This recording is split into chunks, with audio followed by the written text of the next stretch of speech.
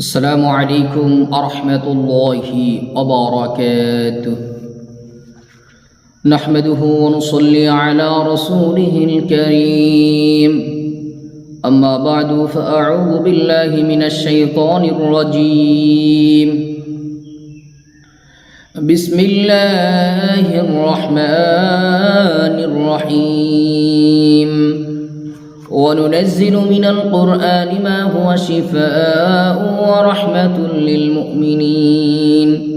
صدق الله المولانا العظيم. সম্মানিত দিনী ভাই ও বোনেরা, আপনারা আশা করি কেমন আছেন? আশা করি আল্লাহ সুবহানাহু ওয়া তাআলার রহমতে সকলেই ভালো আছেন। আমিও আল্লাহ সুবহানাহু ওয়া তাআলার রহমতে খুবই ভালো আছি, আলহামদুলিল্লাহ। সম্মানিত বন্ধুগণ, আপনাদের মাঝে আজকে একটি বিষয় নিয়ে আসলাম, অত্যধিক চমৎকার একটি বিষয়। বিষয়টি হইতেছে বাচ্চাদের দূর থেকে বদনজর দূর করার পদ্ধতি।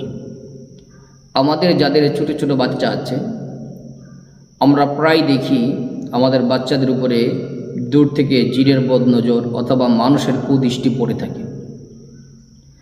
এটা পড়ার কারণে বাচ্চা দিন দিন শুকিয়ে যায়। এই বদনজরের কারণে বাচ্চা প্রচুর কান্নাকাটি করে।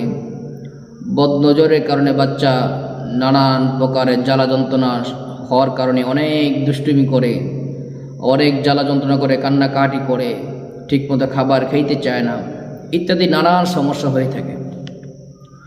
তখন যারা তদবির করে আমরা তাদের শরণাপন্ন হই, তাদের থেকে আমাদের বাচ্চা যখন জাদুটা কেটে নেই, বদনজরটা কেটে নেই, তখন আবার কিছুদিন সুস্থ থাকে, আবারও বদনজর পড়ে যায়। তো এই সমস্যা থেকে আমরা মুক্তি পাইব কিভাবে? এর সমাধান কি? এর সমাধান হইতেছে, বাচ্চার উপরে যদি কোনো বদনজর প্রভাব পড়ে থাকে, আগে এই বদনজর কাটার যে আমল আছে বা যে পদ্ধতি আছে সেগুলো অবলম্বন করবেন। বাচ্চার বদনজর কেটে যাওয়ার পরে তখন আপনি এই পদ্ধতিটা অবলম্বন করবেন।